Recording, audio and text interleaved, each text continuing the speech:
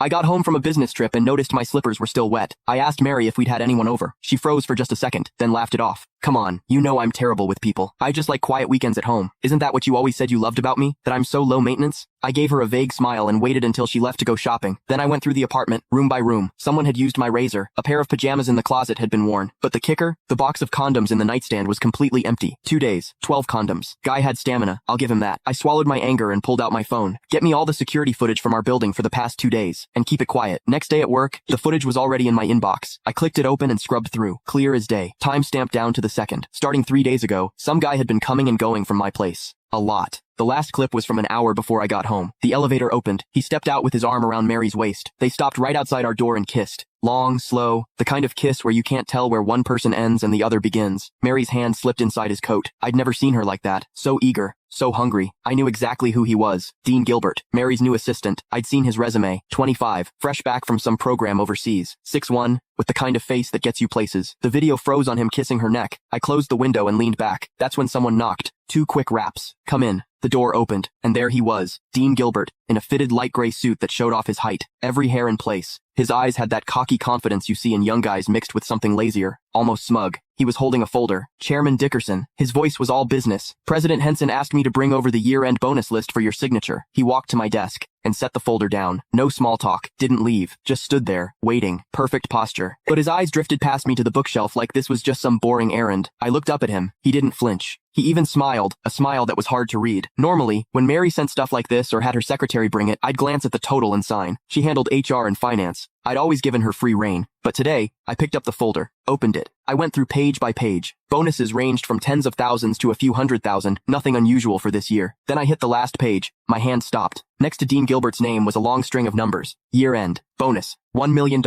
And in the notes, plus one company BMW, 730 Lee, $1 million.